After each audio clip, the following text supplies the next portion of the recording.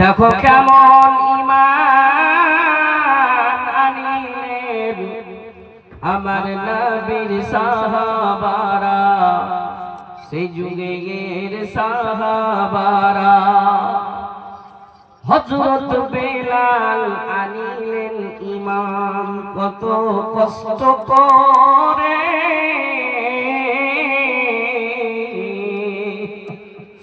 মরুভূমির গরম বালুতে তাজা রক্ত ঝরে, তবু বেলাল ছাড়েনি ঈমান, তবু বেলাল ছাড়েনি ঈমান। পড়েন কলেমা লা ইলাহা ইল্লাল্লাহ। দেখো কেমন ঈমান আনিলেন আমার নবীর সাহাবারা, সেই যুগের সাহাবারা। আরেকটা সাহাবা হযরত খাবাব আনিলেন ঈমান কত কষ্ট করে,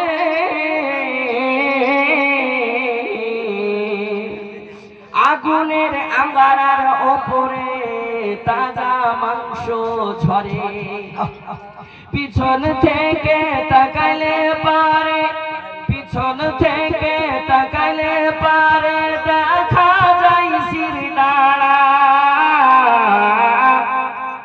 দেখো কেমন ঈমান আনিলেন আমার নবীর সাহাবারা, সেই যুগের সাহাবারা। দেখো কেমন ঈমান আনিলেন আমার নবীর সাহাবারা, সেই যুগের সাহাবারা।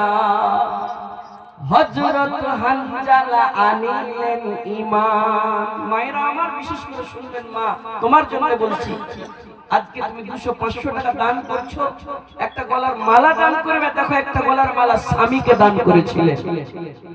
হযরত হানজালা আনিলেন ঈমান কত কষ্ট করে, নতুন বিবাহ করে তিনি ছিলেন বাসর ঘরে। বুঝা গেল তো? হযরত হানজালা আনিলেন ঈমান কত কষ্ট করে, নতুন বিবাহ করে তিনি ছিলেন বাসর ঘরে। যুদ্ধের তামামা উঠল বেজে, যুদ্ধের তামামা উঠল বেজে, হইল না গোসল করা।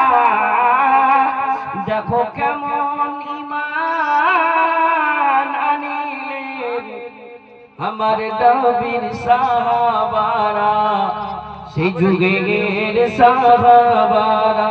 দেখো কেমন ঈমান আনিলেন আমার নবীর সাহাবারা, সেই যুগের সাহাবারা। হযরত আলী আল্লাহর ওলি ছিলেন কুফা শহরে, ফজরের নামাজ পড়বো বলে ধরতেন জামাত ফজরে। পিছন থেকে ইবনে মালজুম, পিছন থেকে ইবনে মালজুম দিল গলায় ছোরা। দেখো কেমন ঈমান আনিলেন আমার নবীর সাহাবারা, সেই যুগের সাহাবারা। আজকের সভার যোগ্যতম সভাপতি নাজিমে স্টেজ কারি আব্দুল হামিদ হাফিজাহুল্লাহ, স্টেজে উপস্থিত বিভিন্ন উলামায়ে কেরাম, সামনে বসে থাকা দিনদার ইমানদার বাপজি ভাইজানেরা, আমার স্নেহের বাবু ছোট ছোট ছেলেপিলেরা, পর্দানশীল মা ও ভগ্নীগণ, সমস্ত তারিফ প্রশংসা আল্লাহ রাব্বুল আলামিনের, যিনি আল্লাহ রাব্বুল আলামিন আজকে আমরাকে এই পবিত্র মাহফিল